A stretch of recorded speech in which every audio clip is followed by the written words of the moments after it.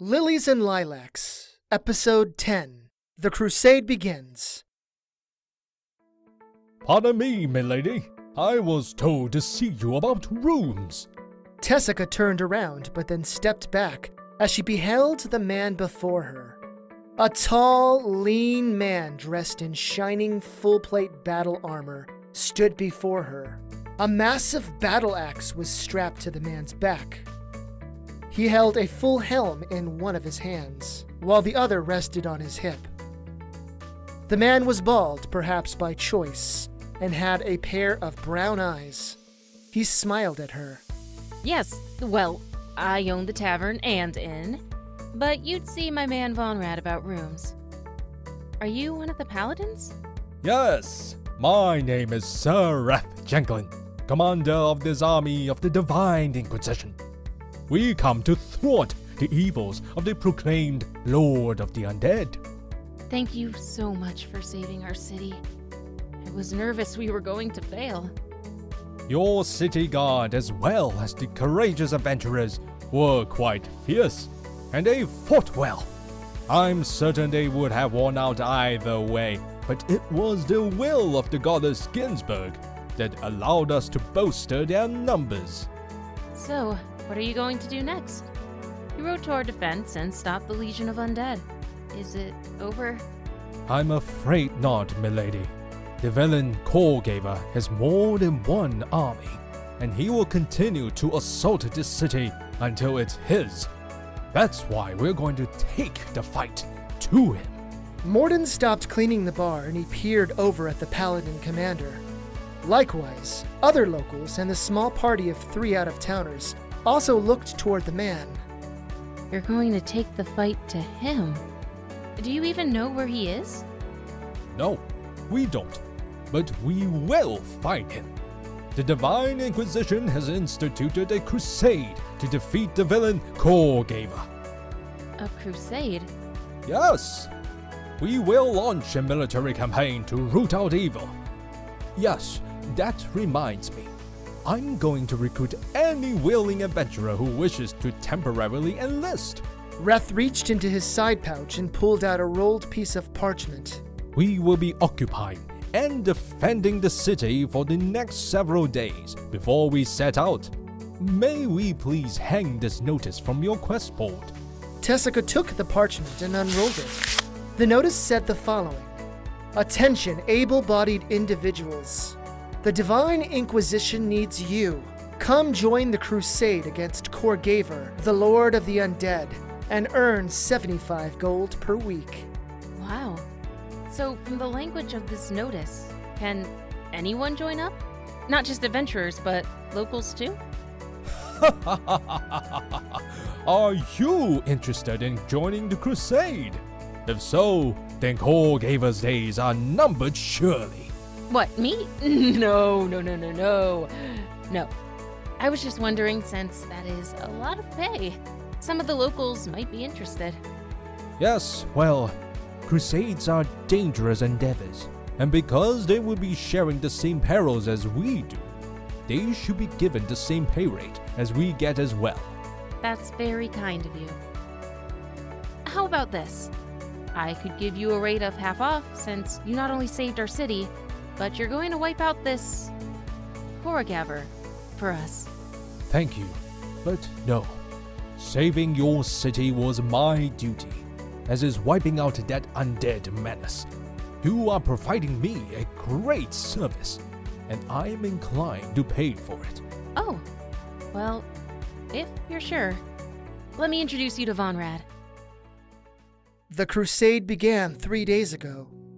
Along with the Divine Inquisition, most of the adventurers and about 50% of the population had signed up for it. For the most part, Autumn Bliss was quite empty. Tessica stepped out into the quiet streets, outside of Lilies and Lilacs. The sky was white, though it wasn't snowing at the moment. There was still snow on the ground as it had snowed the night before.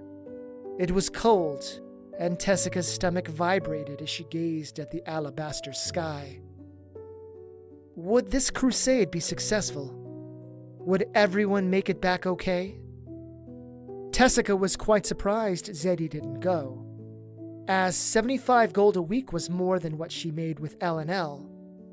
However, Zeddy only smiled at Tessica when she asked about going on the Crusade, and she replied, "If I go, who's going to keep you safe?"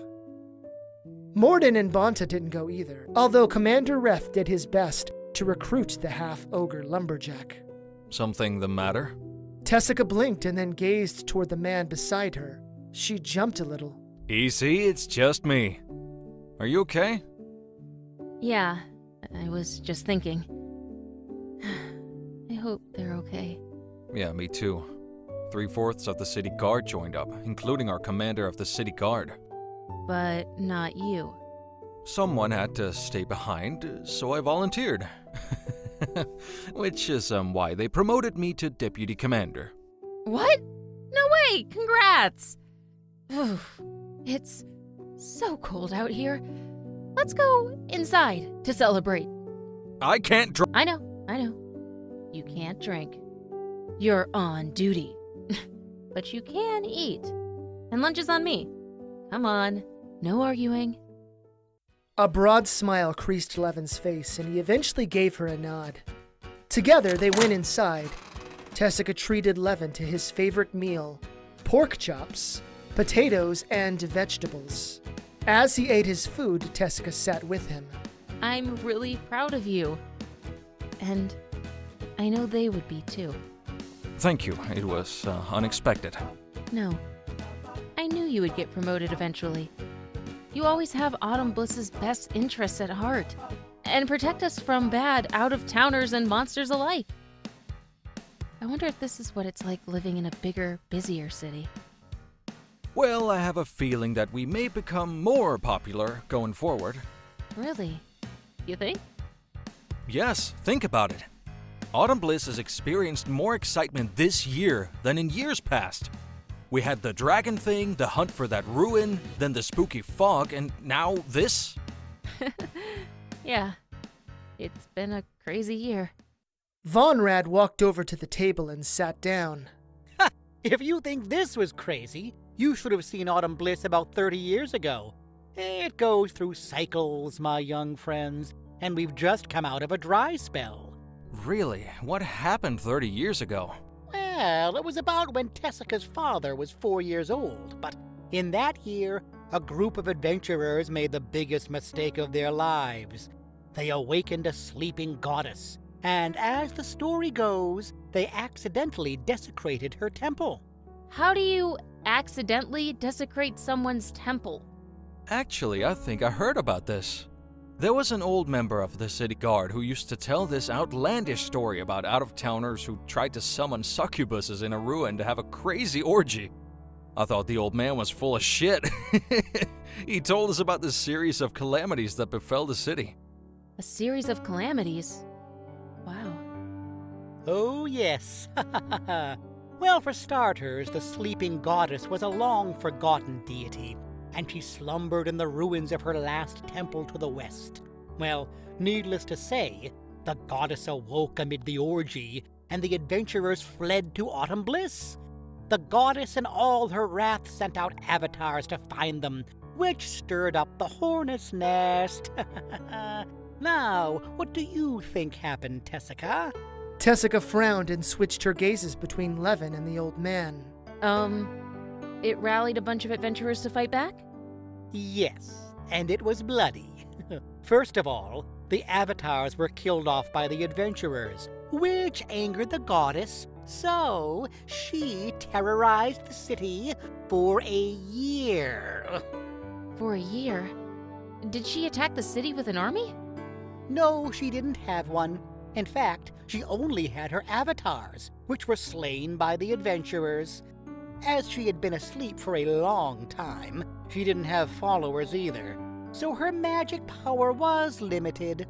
However, that power was still goddess magic. She used this goddess magic to make a lot of mischief. Such as? Well, for starters, she cast an enchantment that prevented the 4 adventurers from leaving without her knowing. Whenever they tried, she would appear and attempt to kill them. If memory serves, didn't this forgotten goddess kill one of them as they tried to leave the first time? Yes, that was true. And so, the 3 survivors went back inside Autumn Bliss. Well, the issue was that the goddess couldn't enter the confines of the city, so the city was the only safe place. Why couldn't she enter the city? Because at the time, the gods and goddesses of the temples inside the city forbade her from doing so. So, she circled the town like a hungry wolf. As the days turned into weeks, and weeks into months, she grew more discontent. In the spring, she cast a spell around the perimeter of Autumn Bliss that made it irresistible to goblin kind. Thousands of goblins from a 200-mile radius or so came to the area around Autumn Bliss to mate. It was like a festival no one wanted. Ugh. Wait, that happened in the spring. Is that where the phrase, as unwanted as a goblin spring, came from? Yes. I always loved that saying. In the summertime, she made all of the sweets and pies taste like boiled cabbage. She made the horses enraged and more feisty than normal. And she cast a spell over Autumn Bliss so that it was always dark, overcast night sky within the city limits. Those sound annoying, but I wouldn't call them calamities. A wide smile creased Von Rad's face. In the fall, she made it so the surrounding trees didn't turn colors. That monster. Why would she do something so horrible? Oh, yes, it was a terrible calamity indeed. Not only that, she turned all of the beer, wine, and hard liquor into water. Oh, the goddess transformed all of the gold and silver coins into copper. Yeah, my dad told me it wrecked the Autumn Bliss economy. Wow. I can't even imagine.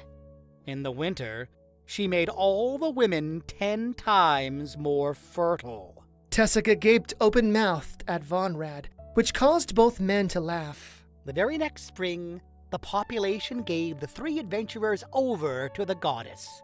The goddess took them, dragged them away alive, and was never heard from again. Did she turn the gold and silver coins back? Or the sky back today? Well, no, she didn't change the money back, but as for the trees, the sky, the horses, and such, she reverted those things back. My mom once told me that there were so many wealthy nobles and beer barons who lost everything.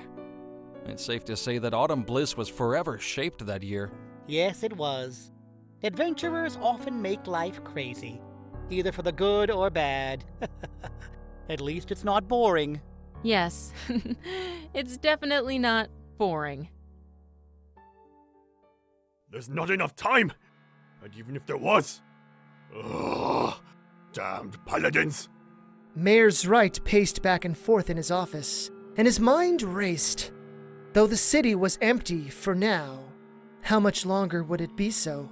An entire army of paladins went over to face that Lord Corgaver, not to mention all those accursed adventurers. There was no way that Necro Lord could survive. Even if Mayor JdSarte started right now, by the time of the next full moon, the town could be filled with paladins. It would be a terrible fight for his lord. But then the mayor stopped in place.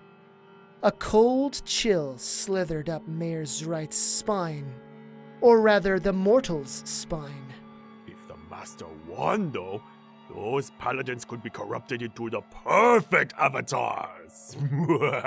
The more Mayor JdSarte pondered, the more delicious the idea became. However, I would have to add several plots. For starters, I would have to add more concealment runes around Town Hall, as well as on more avenues within the city. Mayor JdSarte walked over to the large map on the wall. A map of the city. In his mind, he marked where the runes needed to be placed. After the concealment runes, I can etch holy dampening runes to sap the goodly powers from the paladins. With their powers muted, my master will devour them!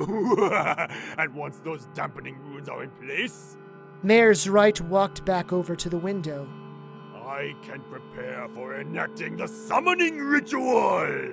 He glanced down to see the people in the street. It was quite bare today. A half-ogre woman walked hand in hand with a handsome human man, and they smiled to one another. Foolish lovers. Their happiness would soon be dashed into nothingness. A pair of city guards strolled past the front of the building. Did they really think they were actually protecting anything? Soon, they would see how weak they really are. Mayor Wright's eyes fell upon another individual who stood across the street. A half-fey woman, a cleric to be exact, grinned up at him. Even from the window, Mayor Wright knew what she was.